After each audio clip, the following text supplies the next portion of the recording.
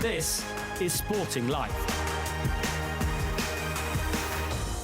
Well, welcome along to the Sporting Life Racing Podcast Grand National Special. We're looking ahead to the great race, the Randox sponsored great race, in the company of live from Aintree itself, Ed Chamberlain, David Johnson and Billy Nash. Graham Cunningham will be joining us for part two to look ahead to the chief supporting races to the big one. But Ed Chamberlain, I've completed my preparations last night. The best £2 I spent during my lockdown breakdown was Champions on DVD, the Bob Champion film. John, what a roller coaster story, as we all know. I'm Grand National ready. Ed Chamberlain, are you? I am Grand National ready. And Grand National Day will have wall-to-wall Grand National coverage. Memory Lane, the opening show, James Martin cooking from 10 or 10:30, I think. The prawns were outstanding, 40, and talking Grand National. And I've done so many bits and bobs this week trying to get the word out there about the Grand National and publicise what's going to be a spectacular 3 days. Honestly, here, the sunshine, the place looks amazing. They're obviously having to put a lot of water on. And yes, the Grand National isn't what it used to be. It is different these days. 2 years ago, it was uncomfortable to watch, wasn't it? Last year, you could argue it was too comfortable to watch. Who knows what's going to happen this year? And really, really looking forward to it, Audie. I can't wait. We're going to look at the big race itself now. And Billy, I was sat there after Cheltenham worrying about, I thought we were like one Irish superpower short in the jumps game. And thank goodness we found another in Gavin Cromwell. He has such a strong hand in the Randox Grand National. The markets say Stumptown is the pick of his team. Billy Nash, what say ye? I would be in agreement with your very good self on this particular topic, David Orr, because I think Stumptown has a very obvious chance, don't get me wrong, and he's potentially thrown in because let's not forget he won the Cheltenham Cross Country off a mark of 1:57. He gets to run off 1:49 here. He's on a roll, he's won his last four, so he's got loads in his favour.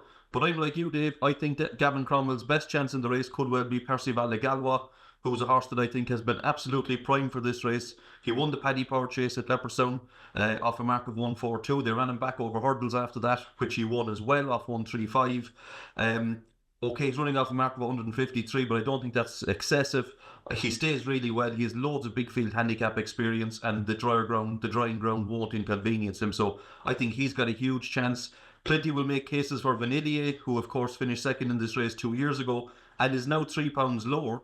That's principally because his form has been pretty patchy in the interim. But he has returned to a bit of, he's found a bit of spark again this year. They put blinkers on him the last couple of times. He was unlucky in the cross country at Cheltenham where Sean Flanagan briefly took the wrong course, finished third. You could certainly make a case for him off 144, but himself and Stumptown, you got to remember it's only the 3 odd weeks since Cheltenham and they had pretty hard races, so that would be a slight concern for me as well. And the other two Cromwell horses, yeah man, probably not good enough. Melina Girl unlikely to get in, so he's got a couple of really live chances. Percival Le Gallois, possibly the best one for me. Now, I can't pronounce it, David. I've failed dismally every time, but there's 2 votes for Percival there. How do you see Team Cromwell? Yeah, I think Percival Le Gallois is the most interesting one as well. You know, he's got that, what has become the right profile for this new race, isn't it? The progressive second season chaser, and his jumping hasn't always looked faultless, but as we know, that is far less of an issue nowadays than what it once was. Stumptown, I'm just slightly concerned about whether coming back to this kind of a course as opposed to the cross country will definitely see him be able to fully reproduce that. But obviously against that, the cross country was a route used by Tiger Roll, Delta Work and Minota Indo to run well. So, and that's a clear counter argument. But you can, I said a couple of weeks ago, you can see why you didn't feel the need to keep, I know the way you're thinking in there, because he's got a real strong hand with him on the subs bench as well. I think Vanillier, he'd be the first horse since Amberley House to win to win the race on his third outing in the race. So that'd be an interesting bit of trivia. And I think he's down to the mark that he finished second to a couple of years ago, isn't he, again now? So we'll see. But for me, I think Percival Le Gallois has plenty going for him. Then Ed, Vanillier, Ice Baby, he's been to more nationals than you. I know you had a soft spot for him a couple of years ago. Can you see him sparking back into life? Yeah, I can. Yeah, I backed him in the cross country, and I wasn't best pleased, as you probably saw on ITV, the way it played out. Of Cromwell's 3, I think I'd have them in order of Percival. Should we just call him Percival? Or it's easier just that stick way. it to Percival, yeah. And probably, having read your excellent runner-by-runner guide, I'd probably have Percival number 1. Millions have. Vanillier 2, and actually have Stumptown, even though he's the shortest price of them. I'd have him in 3rd, actually. I don't like the price. And I didn't like in the cross-country itself. If you watch it back, he was under real pressure, a long way from home, Stumptown. And he's not going to be able to do that on this ground on Saturday. And it sort of fell into his lap with the pace collapse at the front. So I think Stumptown is short enough for me. I think Percival will be the number 1, but Cromwell holds a seriously strong hand, as you say. No, it's good to see Willie Mullins has scrambled together a small team for the national again. I'm going to start with you, Ed. I Am Maximus is defending champion. We're all expecting Paul Townend to keep the ride. It's all season's been geared around Saturday, but he did miss the Bobby Joe, the intended prep. Would that be a concern for you? Not really. The confidence is oozing from the camp. I think they've got him back to where he was last year. I won't be backing him, Audie, but I wouldn't want to be taking him on either. He won so easily last year, didn't he? What will be interesting tactically is the way Townend went down the inside last year. You know, they did fan across the course. What's going to happen this time? It's going to be really interesting to see. You know, everyone says it's much easier than it was and so on and so forth. But I just sense it might just be a bit different on Saturday. I'm not going to bat Iron Maximus, but I am fearful of him. David, there's plenty of whispers around the Timeform Sporting Life office. Matt Brocklebank, Sweet On, Manila Cocoon, others are in Grange Clare West. Can you say anything else running a big race for Mullins? Yeah, I think Grange Clare West is one that looks really interesting when you see he's still around 33-1. And you just look at that Leopardstown form, and I'm going to have to back him at that kind of price because I just hate for him to win the race. And then you look back and think, oh, yeah, look at that. He finished 3rd behind the Gold Cup runner-up, Factifile just in front, the Gold Cup winner just behind. And he was saying, well, it was there for us all to see. So, you know, again, he's another one that's arguably still got his best days in front of him. He's still only a second season chaser. You know, he beat, he's got sort of graded novice form, hasn't he, from last year that reads pretty well, where he beat Corbett's Cross. So that kind of form is good enough to suggest to me that the Leopardstown run in February doesn't flatter him. And I was sort of half expecting him to turn up and be a sporting runner in the Gold Cup. So I think it's interesting that they decided to obviously save the Gold Cup, come straight here, keep him fresh for this. I obviously think he's got a pretty decent chance, even off a mark of 163. Yeah, I know Willie was keen to run him with the Gold Cup. It wasn't his plan to go where he did the last day. Right, Billy, they're some of the Mullins team. We've got others. We've got Meeting of the Waters, who we now looks like Danny Mullins is going to take the ride on. Nick Rocket, who's won a Thyestes and a Bobby Joe. What's the pick of WPM for you? He is I Am Maximus. I was blown away by him last year. I can't remember a national winner winning as easily as he did. And clearly the whole season has been geared around this again. I know he's higher in the weights, but he'd have won with a bit of extra weight on his back last year. So I'm certainly not going to oppose him. But yeah, Willie's got a very strong team. Nick Rocket, like you say, won a Thyestes. He's 9 pounds higher here. He's won a Bobby Joe in the interim. On that form, he shouldn't beat Intense Raffles. More about that later. But he is a horse on an upward curve. He does stay. He will handle the ground. So he's got plenty going for him. Grange Clare West, as John said, class act on his day. People will say, oh, but he ran very poorly the last day. I'd put a big line through that, RD. He needed that run to qualify for the race because it was his 6th over fences. So I think that was a means to an end. Put a line through it. And if you ignore that one, he's got massive claims. Willie also has Appreciated, who very good horse on his day, but he's never won past 2.5 miles and he's never tried past 3, and I couldn't see him staying. Manila Cocooner is one I really like for the race, and I've been on him for a long time. He's tightened up quite a bit in the betting this week, which I'm not surprised at because I think he's a spring horse. I think he loves this sort of ground. He will stay. He's a Hardy Devil. I'd expect him to go well. And Meeting of the Waters, like you said, the fact that Danny's on him is a plus. I backed him for the race last year. Danny rode him in the race last year, so he knows him well. Looked for a long time like he was going to get involved in the shake-up last year. Maybe didn't quite stay. I think very much they've been working back from the National this year with him. So this has been plan A all season. His runs have been okay. But, you know, I would expect an improved effort at the weekend. Whether he'll get the trip, though, is the massive question. He didn't see it out last year, but they might ride him a bit differently this year. So, yeah, I think Willie's got a really strong end. No, no way. It's slightly quicker down this year as well, won't it, for him, which might help in that regard, because like Billy said, he didn't quite get home last year. So we'll see if he has a better fist of it on this slightly quicker conditions. I must admit, I was expecting Danny to be on Manila Kakuna. That was part of the thing going in there. But looks like meeting in the waters. That same silk said, be a different coloured cap. Iroko. Come on, that Brett. Here we go, Ollie. Here we go. Are you, me, and James Martin going to be holding aloft a giant Union Jack as he comes back in to welcome back a British trained winner of the Grand National? He's definitely got a chance. He's definitely got a chance. This is one very clever, shrewd outfit. Nice story as well with the trainer and his links to Aintree and his dad being chairman here for 25 years. A horse that they made no secret was targeted at this race. On the bare form and the bare evidence of this season, he's quite hard to fancy, particularly as his jumping can be a little bit deliberate at times. But I've got so much faith in this training operation. You look at Jaguar at the festival. When they target something, they don't often miss these guys. And this has been the aim since day one this season with Iroko. And I see no reason why he's not going to put up a huge performance. Yeah, it's fascinating, isn't it, David? I mean, let's phrase it this way. It does look like his entire campaign has been geared around one day. It does, and I'll be honest, for that reason, I'd rather hope he doesn't win, because I think it's for Britain, David. It's for Britain. Well, that may be so, but it's obviously bad for the sport throughout the whole season if everybody campaigned staying chasers in the way that this horse has been. And, I think it was as obvious as far back as Haydock, the way that he was ridden there. That David, isn't their mistake the fact that they signposted it? I mean, you look down this list, there's a load of them who have done similar. Look at Percival Watson. He's been targeted this since Christmas, and no one's talked about it. I think the mistake they made was signposting it rather than the way it's played out. Well, yeah, I mean, it wasn't just the signposting, obviously. It was the way that he was ridden as well at Cheltenham, wasn't it? When he was clearly, they wanted to keep that mark of 152. So, it's to a certain extent, it's their prerogative, but I just don't think it's healthy for the whole sport if all horses were campaigned in the way that this horse has been.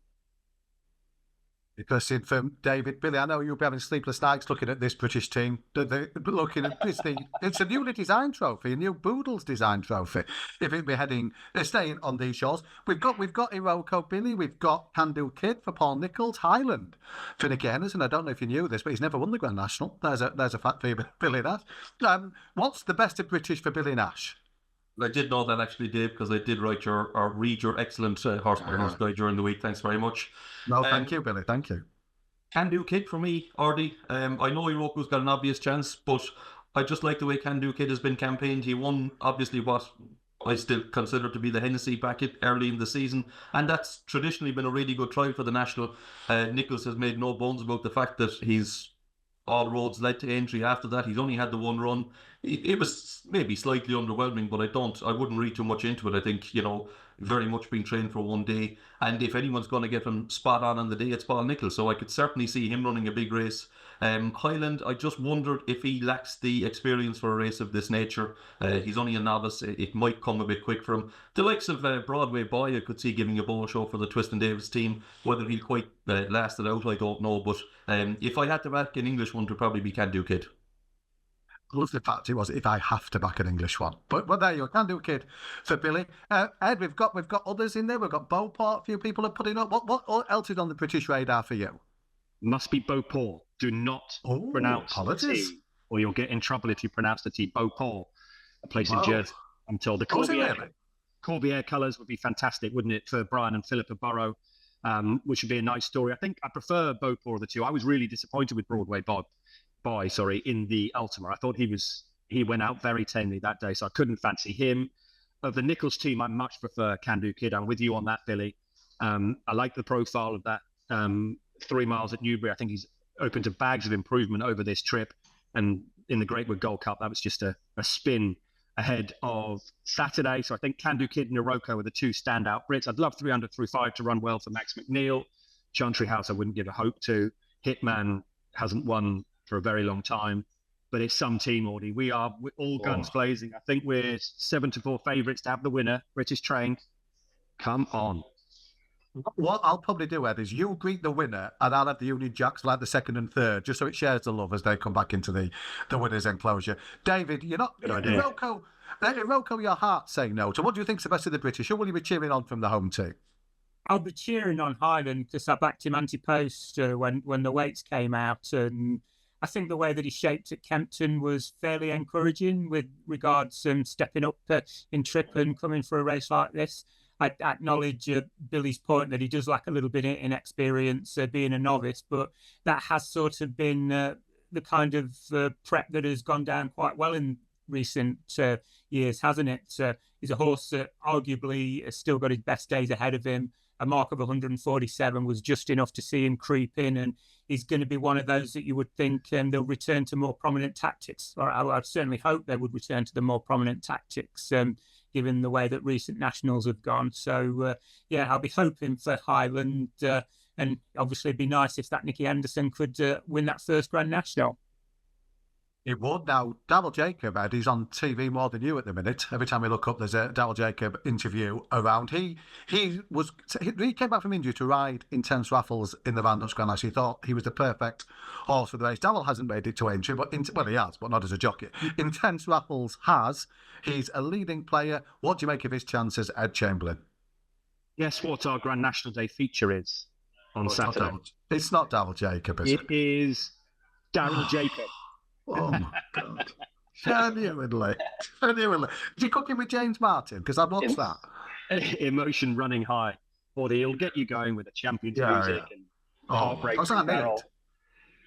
I thought this horse would have a massive chance, but on softer ground, if I'm honest. I've been out there this morning and it is warm, it's sunny, it's also windy to dry things out. So you can imagine how much water they're having to put on. But I'm afraid it's not really going to be Intense Raffles ground. He's got a chance. He's got the right profile. He's waited to reverse it with Nick Rocket. For me, it's just the ground that puts me off. Billy, is that a big concern? Concern already, yeah.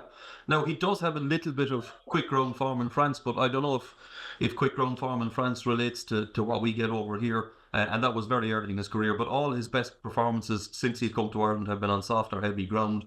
He did run a cracker in the Bobby Joe last time out. Strictly speaking, on a line, on that form, he should definitely beat Nick Rocket. He's waited to reverse that form. He's got a lot going for him, but the ground is a massive worry. Look, he's a grey. He'll be towards the head of affairs. He's a touch wood. He's a spectacular jumper. So it should be great to watch around Aintree, but you'd just be worried on this ground whether he'd be quick enough, Ed, I've got a little thing for you here. Phil Turner, our Grand National guru, time forward, telling me I think there's 6 or 7 greys in the race this year, which must be a record number of grey runners in the Grand National. I think there's 6 I counted.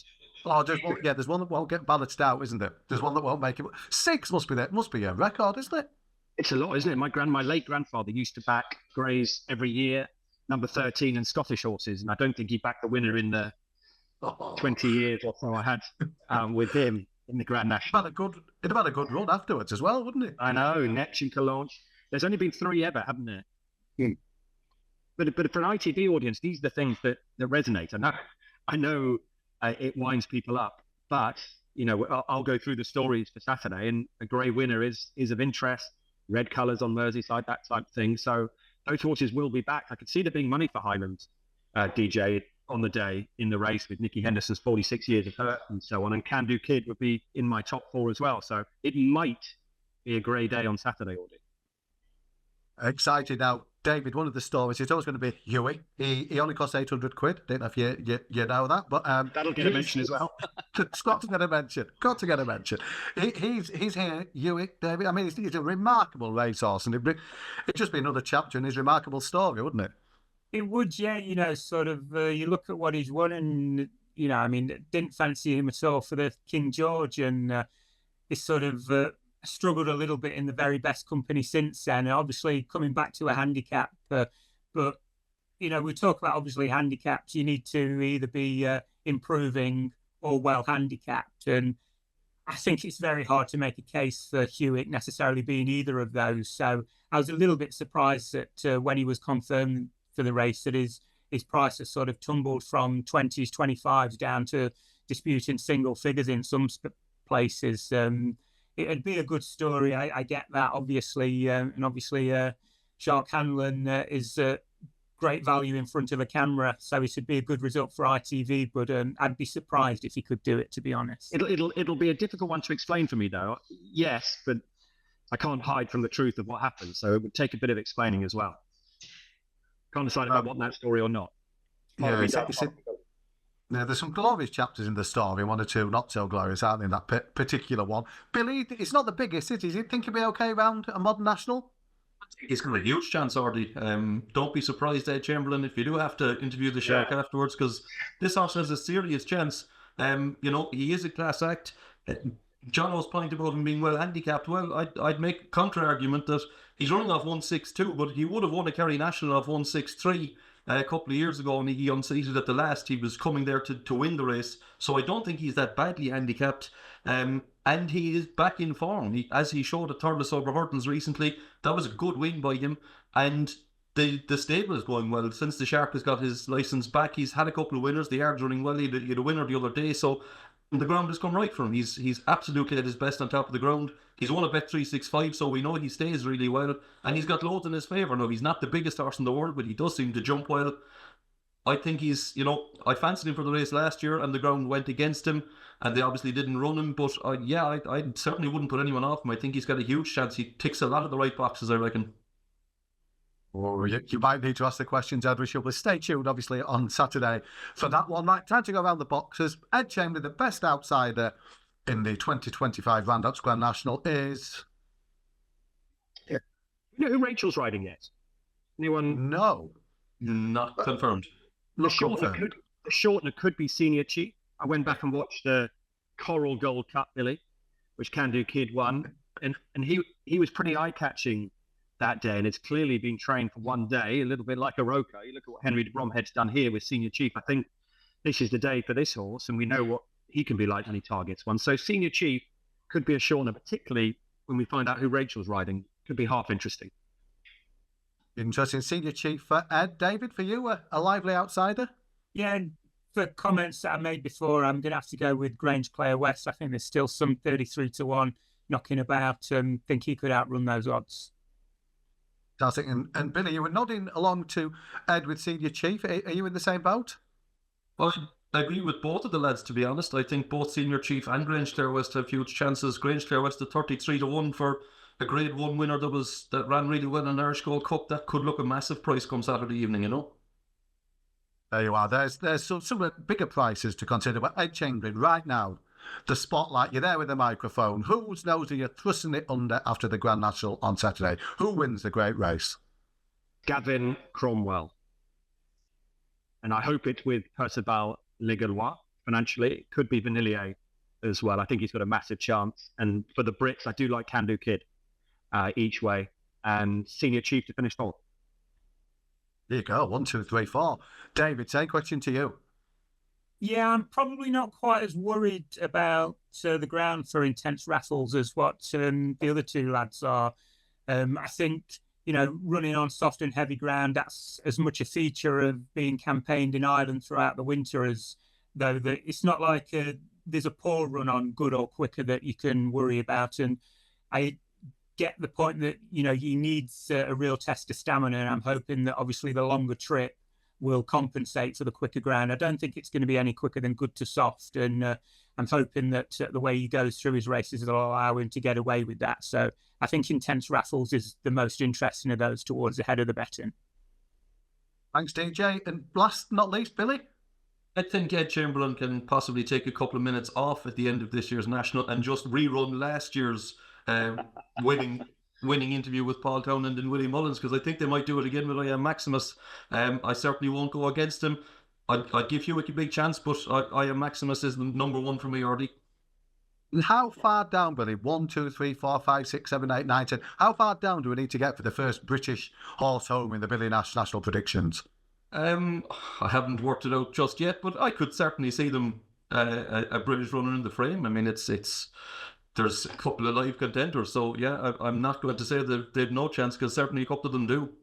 I think what the race needs on Saturday, there's a lot of talk about it. All the interviews I've done have been about It's not the race it was, and so on and so forth. I think the one result the race needs, forgetting all the drama of the race itself, is a bit of romance back in it. It could really do with an Ida's Boy or a Nicky Henderson or a couple of the Mullins horses, Grange Clare West, with David Thompson having purchased that horse before he died, and the Nick Rocket story. It could really do with a bit of romance. If I had one wish for Saturday's race, it just needs a bit of that magic back, which I'm afraid your Iron Maximuses and a few others won't give, because that's what the Grand National at the minute, for me, I don't know what you think, Audie, that's what it's crying out for in the big picture. Yeah, I definitely get that. I do think it's a shame that the Gold Cup winner's not there. I think that would have been a huge story. I mean, I know you're the way thinking. You can't even pronounce that one, let alone Percival. But if we'd have had him chasing that, I mean, that would just be a remarkable sporting feat, wouldn't it? And I was really looking forward to that straight after they finish it. That would be good, but I got a really good idea yesterday with Gabby Logan and Mark Chapman talking about the Grand National, that they're top level sports presenters. Their take on the Grand National these days is the underdog can't win or won't win, and the Grand National needs to have that magic, which it might still do. We learned from Cheltenham anything could happen. That would be my one wish for Saturday. It almost makes it a bit even bigger shame. Poor old Mr. Van Gogh's going to be so close to making the book. He would have been an ideal one, wouldn't he, when you think the story behind him? And if we'd had 40 runners, he'd have got in there. All the changes, I think the changes are really good, some of them. I know the changes needed to be made. The one I'm not sure about is the reduction in number. I'd love to still have those 40. And if we had those 40, he'd be running. I don't think, it's typical, isn't it? It's the right year for him to run and everything, but I don't think they'd have run it, would they, given the ground, Mr. Van Gogh? It's such a shame that he can't get in there, but it would have been an even bigger shame had he got in there and then the ground's good to soft and they've decided to keep him at home. But there we are. There are our thoughts on the 2025 Randox Grand National. Coming up, part 2, GC is going to join us. We're going to go through the rest of the action over the 3 days at Aintree. Welcome back to part 2, and by the magic of television, or Zoom, more accurately, GC has joined us for part 2. GC, you missed a rollicking Grand National. They're not my words, they're the words of YouTube people, I'm sure, underneath on the programme. Randox Grand National preview. Do you need any inside gossip from it at all? I do. I need the reduced Shakespeare version. I've got the personal record book, and I just need one name from each of you. I'm going to go on my Zoom screen from right to left. Billy Nash, if this is anything other than an Irish horse, I will be absolutely ecstatic. Well, far be it from me to disappoint you, GC. I Am Maximus is going to do it again. Right, okay. Right, that's in the book. I've heard of that one. David Johnson, come on, you can't tip a flat horse. That's the shame, but intense Raffles. Actually, you might be able to these days. Go on. Intense Raffles, and it is funny. Intense Raffles, yeah, go on. Come on, Ed. I can see you're already at Aintree there, are you? You're in the media centre. I'm in the Dave Ord seat, the Adonis's seat. Yeah. Yeah. Pushing. I'm going to say GC Gavin Cromwell. I'm just not sure which one. Vanillier or Percival Legalois. I'm not sure which. Stumptown? No, I don't fancy Stumptown. Okay. So the split stakes, Percival and Vanillier, yeah? That's the way. That's the way for me. And Audie, what's yours? To get the split stakes, GC, it's GSI time for Percival. I can't say the second words, I just called him Percival. Right, no mention of a British horse. So What right, about you, GC? Sorry? What about you? I haven't got any. I've got yours. I'm working on a TriCast of I Am Maximus, Intense Raffles, Vanillier. What was the other one? Percival and go on, Dave. Well, it was Percival as well. I do feel the TriCast will pay about 80 quid. Mixed forecast and TriCast, but you won't be seeing me for a few months. The route out the great game. We will be seeing you hopefully on Thursday, GC. It's a cracking seeing at Anfield tonight if you're there. I'll be there at Anfield. Oh, at Anfield. Yeah, I'll be. Your Anfield connection is one of your best connections in the game. He is. Yeah, I'll be in among the LFC fans, but quietly cheering any Everton goals that may occur. Willie Mullins is going. Ruby Walsh is going. All these Man United fan and City fans are all going to Anfield. All the plastic scousers, including me. Enjoy that experience, GC. How much are you going to enjoy seeing on Thursday? Constitution will be Losymouth, locking horns again. Yeah, a shame we won't have brighter days ahead. And we're still no nearer knowing who the best hurdler around is, but this should shed some light on it. And because we didn't learn a right lot at Aintree, I can't be confident. I think it should be a hell of a good race if they both turn up with their A game. I've heard it said that Constitution Hill didn't really impress when he won this race, the Liverpool Aintree Hurdle, a couple of years ago. But that was on the back of slamming State Man 9 lengths in the Champion Hurdle. So an absolutely peak Constitution will win, but I suspect that Losymouth might be about to give him a pretty decent race. Tactics could be important. It's going to be cat and mouse, I think, because the others look to be playing for places, don't they? Ed, it's a crackerjack way to start the meeting. What are you expecting? How are you expecting to unfold? Well, it's a crackerjack start for us because we haven't shown that first race before, the Manifesto Novices Chase. So we're showing 6 races this year, and it's always been a bit strange coming on air after you've missed a Grade 1. So delighted we're able to show that absolute humdinger of a start with the Arkle winner against Impere Pass and co. But listen, it's all about that clash. We've got the clash we wanted at Cheltenham. We've had to wait. And it's funny, isn't it? We've got that clash tomorrow. If this was at Cheltenham, we'd been talking about it for weeks, and it's sort of emerging upon us from nowhere. It's Constitution Hill against Losymouth, everybody. This is the big clash. I'm with GC on that performance a couple of years ago when he scrambled home running on fumes. So I put that down to that monster performance at Cheltenham, but I wouldn't be as confident as I was. I was so confident about him at Cheltenham. I really had bought into the hype, if you like, that Constitution Hill was back to his original self. And I don't have that confidence ahead of tomorrow. It's just going to be a race to kick back, watch and savour between the two of them. I think it's going to be absolutely fun. I mean, just part of a brilliant first day of this meeting. It's a crackerjack of a card. It really is. It wouldn't shock me if we do, round those two relatively close. Billy, she needs another 10 or 12 pounds, but she is still untapped, still unbeaten, and she's improving fast based on what we saw at Cheltenham. Improving fast, yeah, and the fact that the step up to 2.5 miles really seems to have improved her significantly this year because her 2 best performances have come at that distance.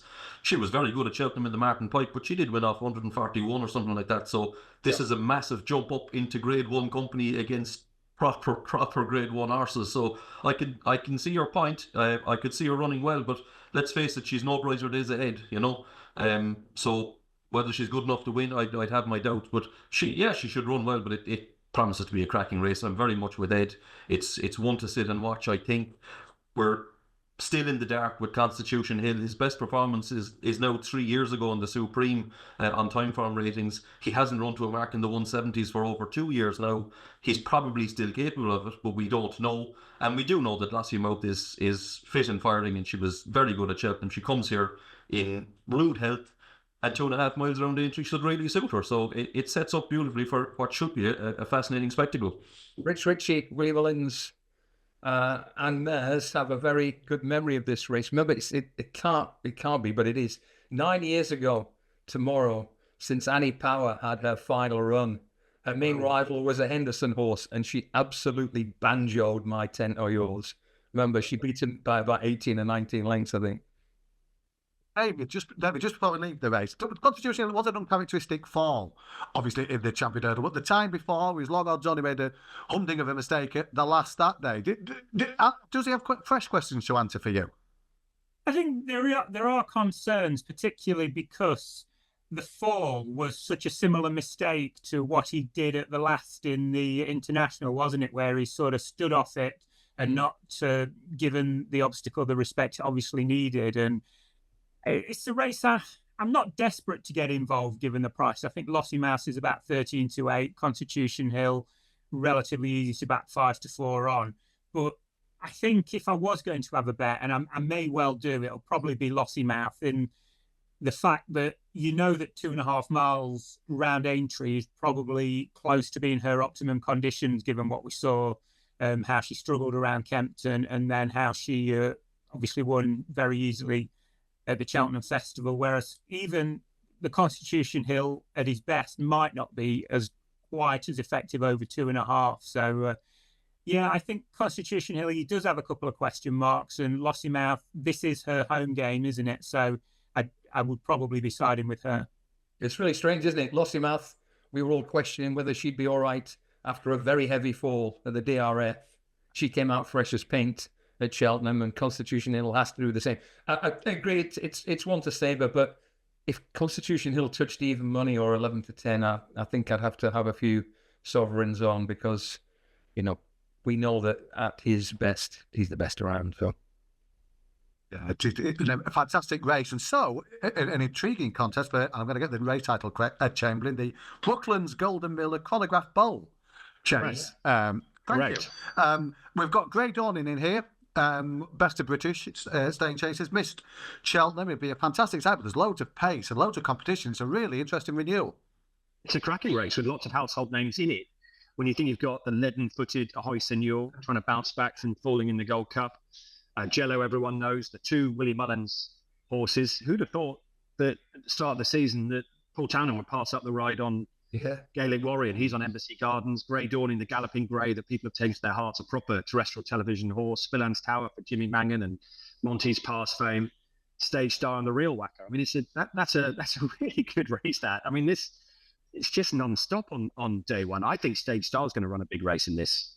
For me, Paul Nicholls has obviously targeted this meeting big time this year. I thought he ran really well last time. He'll ping round these fences, and I think he's the each way bet in the race. It's an intriguing contest, and practically there's plenty of going to want to go forward in it as well. Yeah, have a look. The formerly cement-footed, actually still cement-footed after what happened in the Gold Cup. Ahoy Senor, we'll touch on his record at this meeting, this is the one venue and time of year when he's shown high-class consistency. Embassy Gardens goes forward. Grey Dawning can go forward. I don't think he will. Stage Star and the Whacker is the Whacker, as we know. He goes forward. So on ratings, it looks a tightly knit race. I'm a big Grey Dawning fan. I'd won bigger than 2-1, and I think I might get it. It was effectively a match that he won at Kelso in his bounce-back race. But he was giving Iroko, who was prepping for the National, a few pounds, and he beat him with a real swagger. And I think he's a high-quality horse. He'll need to be. I want to ask Billy about Spillan's Tower, because we know how good he can be, but nearly all of his best form has been produced with loads of cut in the ground, Billy, and he just never got in a rhythm when favourite on good ground for the King George. So what do you think? They have done a lot of water in at Aintree, but I think they'll need to have, if Spillan's Tower's to be at his very best. What do you think? Yeah, no, he did win at the Punchestown Festival last season and good to soft ground, so it's probably not a massive negative, but you'd have to say it's in danger of becoming a bit of a wasted season for Spillan's Tower. He ran so well in the John Durkan, the King George didn't go to plan, and then he's missed Cheltenham. They could have run him in the interim. He's missed Cheltenham. He's come here instead. The ground is like I said, it's not a massive negative, but it's definitely not ideal. You'd like to see it a bit softer for them. So he comes here fresh, and I'm sure they'll have done a lot of work on his jumping at Kempton. But like you, GC, I was disappointed with the way that he just never really got into a rhythm at Kempton. He always seemed to me... Untidy, wasn't it? It was untidy all the way round. Yeah, he just seemed to be out of his comfort zone the whole time. He looked like a horse that was going astride too quick to my eye. And that shouldn't have been the case for one that had run so well over 2.5 the time before in the John Durkan. So it's a bit of a retrieval mission. If he comes back to his early season form, he's got a real chance, but there has to be a little bit of a negative about him after Kempton. And like you said, I would prefer to see more cut on the ground. Yeah. He might bounce back, but he'll do it without carrying my money anyway. Ahoy Senor, his record here, let's flesh it out. The last 4 years at this meeting, he won the Sefton Grade 1 hurdle, 66-1. He won the Grade 1 3 miles novice in 2022. I think he beat Fury Road and Long Pressé that day. Second to peak form Shishkin, this in 2023. And he gave Jerry Calonne, Gold Cup runner-up, all the trouble he could handle when beating half a length last year. So this is the one situation where we can generally rely on him to excel. But I think Connections will be hoping that there's not as much pressure on the front end as there could be here, because he will be going forward, but he won't be the only one. Fascinating, bold prospect. David, which way do you see it going? Yeah, I think it's going to set up really well for Grey Dawning, even if around 2-1 doesn't really get me desperate to start digging deep into the pockets. But I think the Skeltons, they'll look at what happened in the Gold Cup and the Ryanair, and I think they'll be pretty content with the decision that they made to miss those races to come here. And it does look a really good spot. I'm not quite as keen as Ed on Stage Star. I'm just not sure that Cotswold Chase ends up looking like it's a very strong piece of form. He obviously had the run of things that day.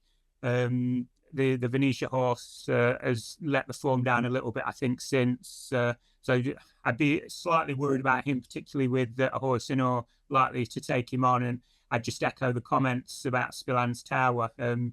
Obviously, it's a small yard, isn't it? So it's very difficult to ever get a handle on how they might be going. But when you've got a horse that you haven't seen for such a long time coming off the back of a poor run, it's just really quite a negative thing, I think. And he may well come back, but he's got it to prove at the prices for me. It's a bit of a theme this week. 5 of the 8, I think, missed Cheltenham, so they should be pretty fresh. And I suspect nobody knows what to expect from Gaelic Warrior, but Patrick Mullins, Billy gets a chance to shine on him again. Negative, I would think, GC. The fact that Paul Townend has overlooked him, I'm assuming that he had the choice. He generally does, so I assume he had the choice again.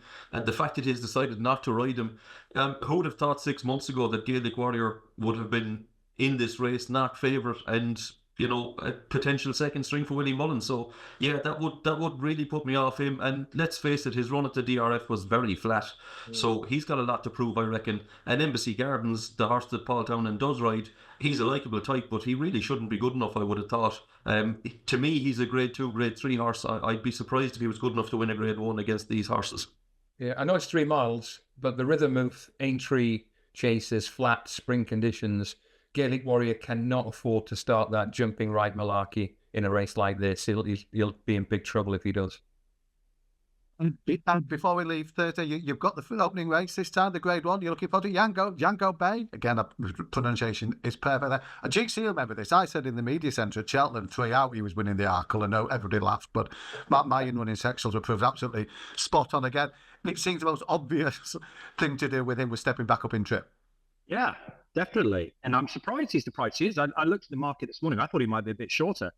Coming here as the Arkle winner, looks like the extra half mile should definitely suit him. So I think he'll take a bit of beating as long as he's come out the race. But as GC said, this is the week when you just don't know, do you, how these horses are going to react to their races at the festival. And he had a hard race that day and an absolutely thrilling Arkle. But I do think he's a backable price in this because he should be suited by the trip. I wouldn't know what to expect from Impere Pasto. He's, again, not quite as mystery as Gaelic Warrior, but I'm not sure what to make of him over fences. Big pieces tomorrow, Billy. He can't have been at his very best at the DRF because he was just never particularly comfortable. For a horse who's won multiple Grade 1s over hurdles, he should have been travelling better than that early on. I would think so, and I think the addition of cheek pieces could make a massive difference to this horse. He has looked on a couple of occasions over hurdles that they would do him good. And, at his very best, like his hurdles form is head and shoulders above anything else in this race. Let's not forget he won the Aintree hurdle here last year. I think drier ground as well is a key to him. I think he's better when the ground dries out. And I think cheek pieces will make a massive difference to him. I think he's possibly the horse to beat in this race if he can reproduce his hurdles form. And his first 2 runs over fences would suggest that he was certainly capable of getting very close to it. Yes, the DRF was disappointing, but I think this race has been the target all year. I think dry ground and the addition of cheek pieces could make a massive difference. Django Bay obviously has to be massively respected, but he shaped 4th best in an Arkle. I know he won it, but he was the 4th best horse on the day, in my opinion. And I'd be more concerned about Gidley Park than Django Bay, to be honest. I think Gidley Park's Windsor win, he looked very good on the day, and the form has been massively boosted by Caldwell Potter. So 2.5 round entry will suit him, and I think he's the big danger. No love for Croke Park, really? Not at the trip. Elliot is on record as saying he thinks he's an out-and-out 2.5 miler. I think he's a stayer. He won over 3 miles at Christmas at Leopardstown.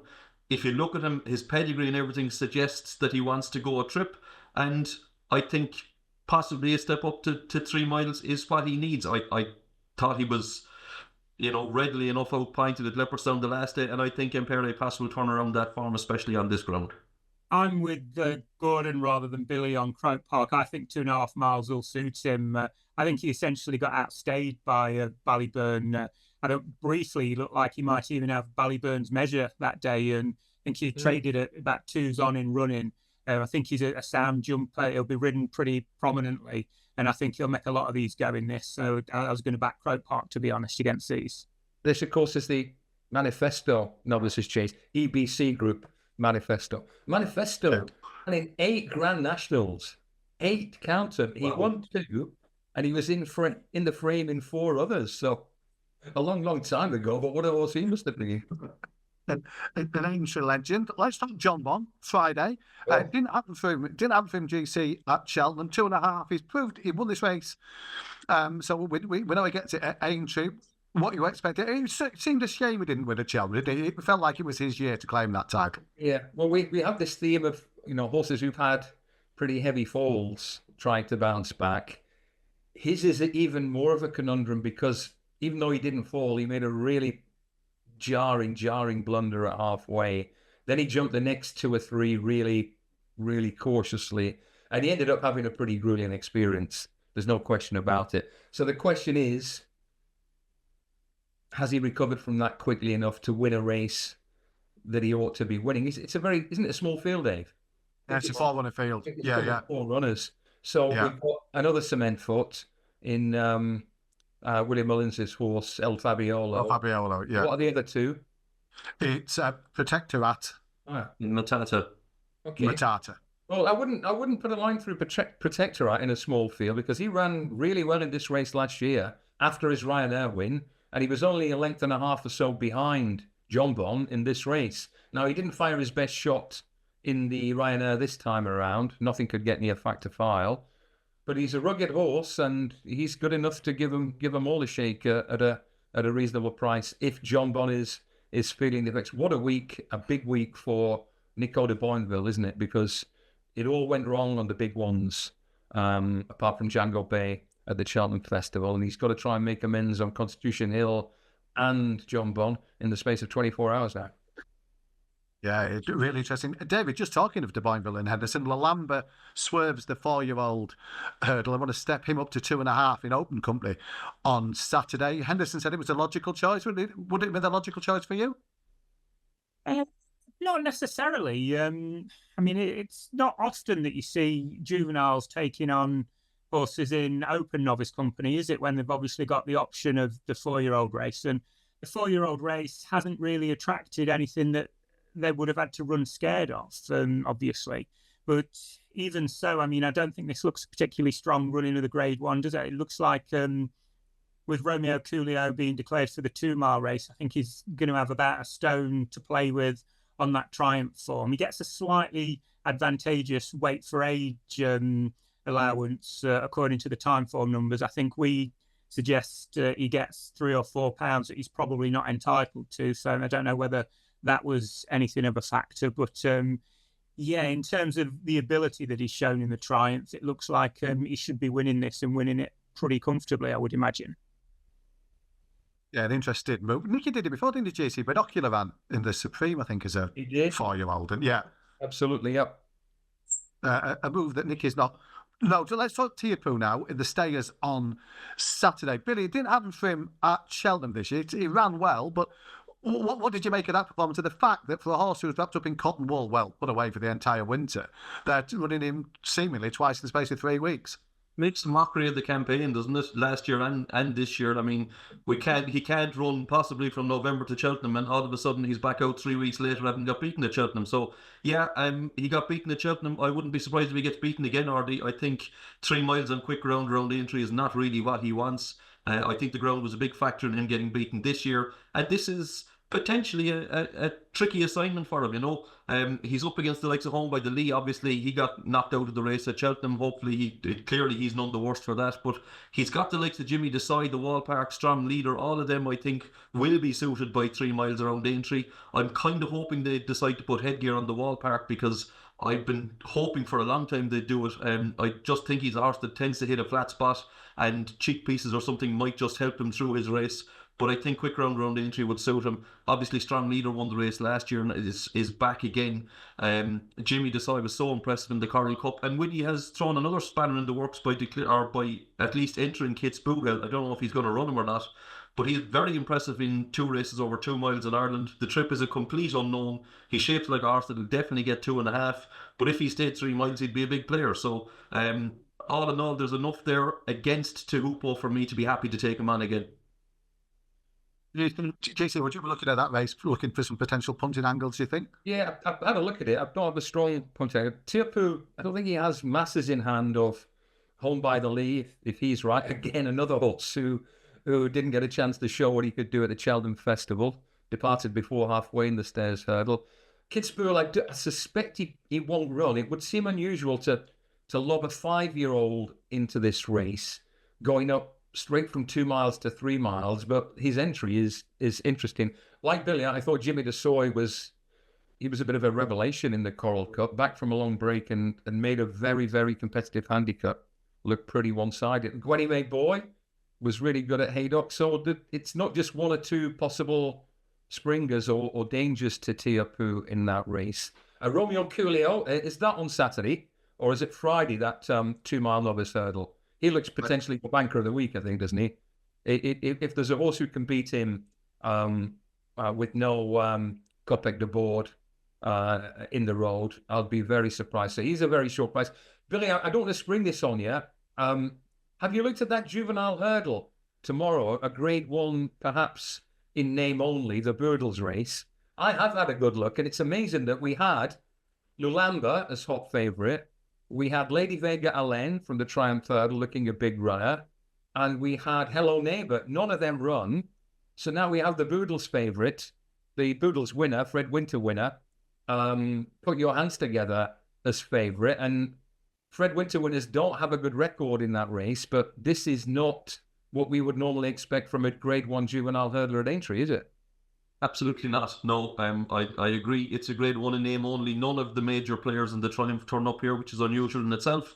And I suppose Put Your Hands Together was so impressive at Cheltenham that it's not surprising that he's favoured for the race. He's top on time from ratings as well. But yeah, it's a very open looking grade 1 to me.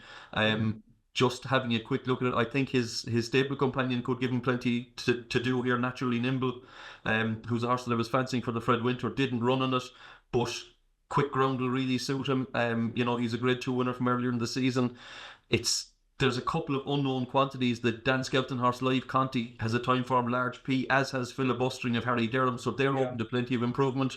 But as grade 1s go, it doesn't look a particularly strong one. Yeah, I want to put in a decent word for 2 horses in that race of prices. Murthia is running, isn't she? She is, yeah. She's got a third... Sorry?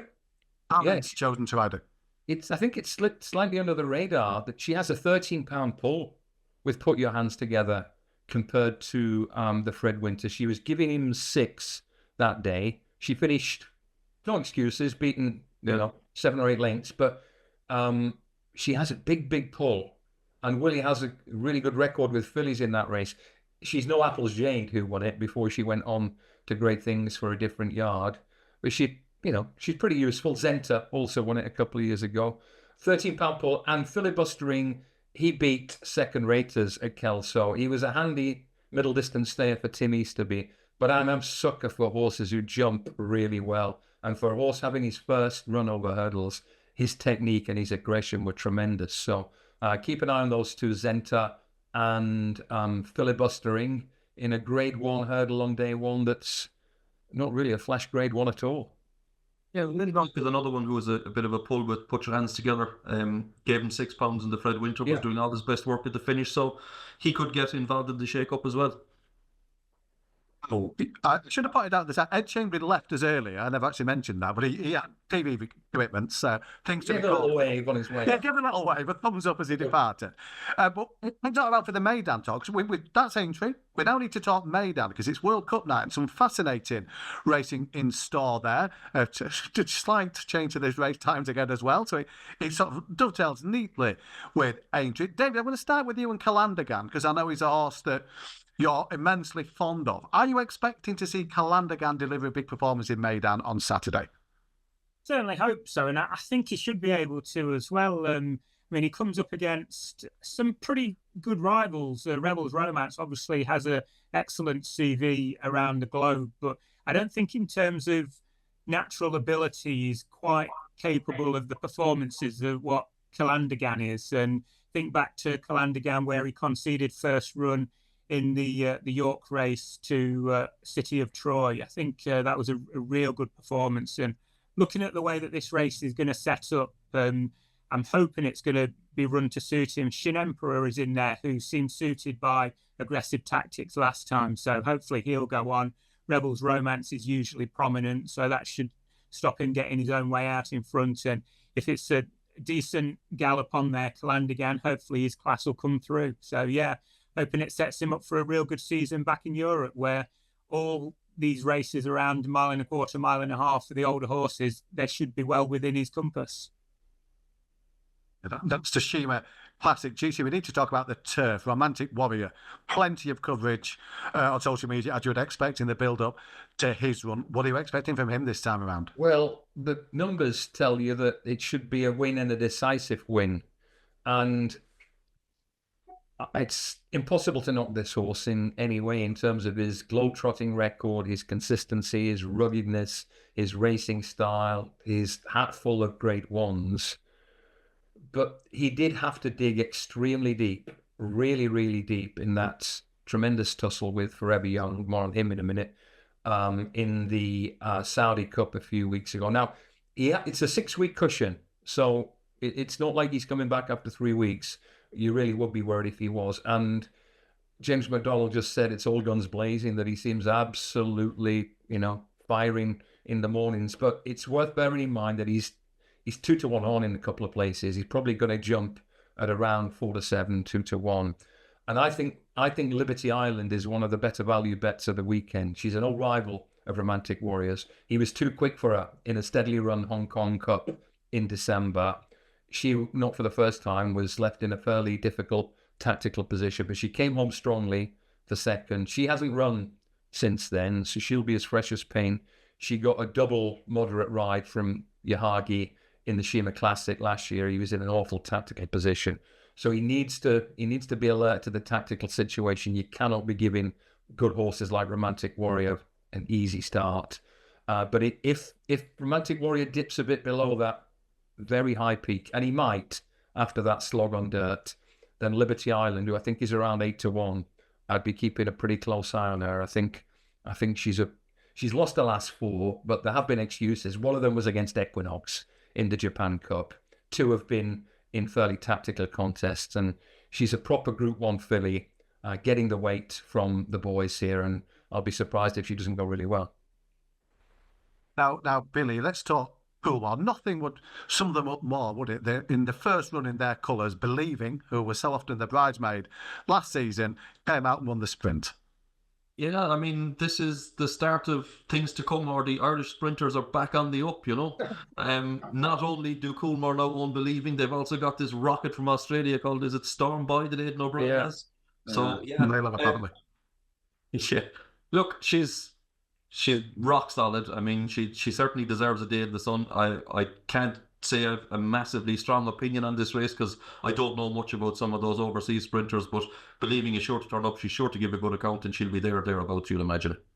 She might have got a little bit unhelpful draw, hasn't she? Stall 1, I don't think they'd have picked that. But good point. Against that, you could say that Quinault Regional, she's pretty close to them who are likely to go forward. But I don't think they'd have chosen Stall 1 for her. And I think it's a similar issue with one of the other Brits, Westacre, who's out on the other wing, who has been an absolute revelation. He has set out there, 3-year-old that's looked really fast. Whether he can be quite as effective over 6 as what he has been showing over 5 furlongs, it'll be interesting in this race. But it really does whet the appetite for races like the King's Stand and Diamond Jubilee later in the season, definitely. Speaking of which, last year's King's Stand runner-up, Regional, deserves a good word. I know we haven't seen him for quite a while. I think he missed an unthought, must have had a little setback, didn't run afterwards, but his best form at Royal Ascot, and he's a Haydock Sprint Cup winner, I think, isn't he? Would give him a really good chance in a race like this. And long break, but Ed Bethel seems to think he's in fantastic condition. There's another Hong Kong raider here. How Deep Is Your Love is a good quality horse. He's got an international rating of 115. And California Spangle won this race for Hong Kong 12 months ago. So he deserves respect. He'll be played late. But if he was to win or go close, it's yet another tip of the hat to this Kai Ying Rising. He's been beaten 6 times by Kai Ying Rising and generally beaten pretty emphatically. So if How Deep Is Your Love can go close in the Alcoz, I think it's probably concrete proof that Kai Ying Rising's now the world's best sprinter. But regional, I think, at a price, he's drawn 2, but he's quick. He should get a good position. Is there any chance we'll get to see this Kai Ying Rising outside of Hong Kong at all? Do you know? Yeah, the Everest. Is it November, the Everest? I think it is. Yeah.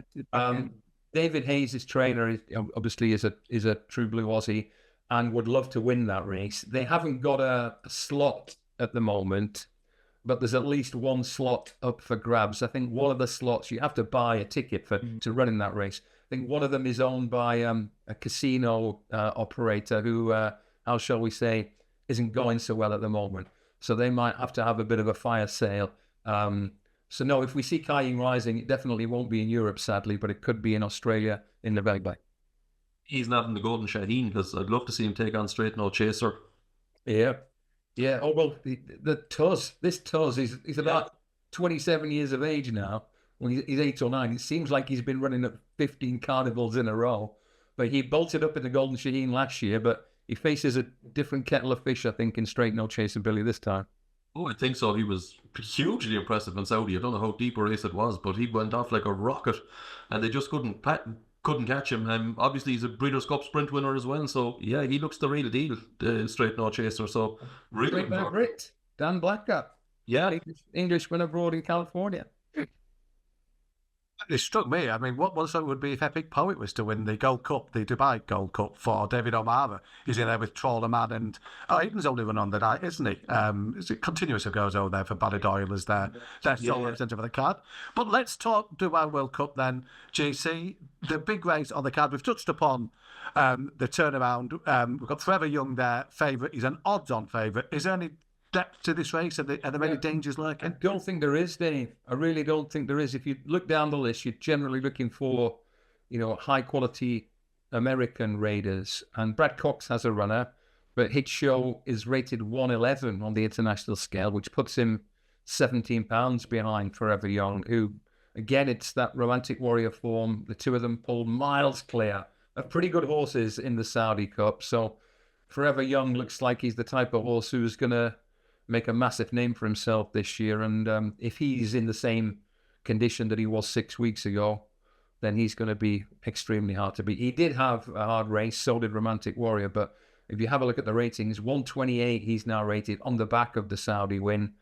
The next highest horse in the race is 117, Walk of Stars, and Wilson Tesoro, and they were both in a different postcode to Forever Young in the Saudi Cup 6 weeks ago. And word on the Meydan card to you, David. What are you most looking forward to? Just sort of the whole card in total, really. Seeing some of these top quality Group 1 horses that we're going to be seeing in Europe later in the season. And like I say, hopefully it's going to be Calandigan setting things up nicely for the rest of the year. Quick word on last weekend, David. What did you make of the Donny action and Roger Teal dancing? What's he called, that horse? Dancing Gemini. Dancing Gemini. Pretty smart, wasn't he? Yeah, it was just great to obviously have it back. I think some of the races a little bit tactical, weren't they, with the wind element, and getting a great deal of cover was a certain advantage, and arguably that favoured Dancing Gemini a bit. But no, I mean, people have made that comparison with Charin, and you can see where they're coming from. He just sort of banging his head against a brick wall quite often in those top races last year, and obviously appreciated coming down in class here. And hopefully onwards and upwards for him, the Sandown route and then onto the Lockings is the obvious route, and then we will see how good he is. But he certainly looked really good at the weekend. Is Delacroix a Derby colt, Billy? Will certainly make the lineup. GC, he'll certainly run on it, but he might be second or third string from Ballydoyle. He's a hard-knocking colt. He seems to be getting better with racing. He'll stay a mile and a half, no problem, but I wouldn't be surprised if Ballydoyle have at least one and maybe two better than him come the day. I'm looking forward to seeing that horse who shaded Delacroix of Leopardstown last September, Jesse Harrington's Green Impact. Yeah, really good-looking horse, him, and I think he might be flying under one or two radars this year. Could be. There you go. Great time of year, so much to look forward to. We've looked ahead to Aintree and Meydan there. Looking forward to the 3 days of the Randox Grand National Festival. We'll be back next week looking ahead to, it's another Grand National, the Scottish Grand National. And don't worry, David, there is the Greenham at Newbury as well. Download the Sporting Life app for the best racing coverage, including live racing blogs, fast results, stable tours, trainer and jockey interviews, expert opinion and tips.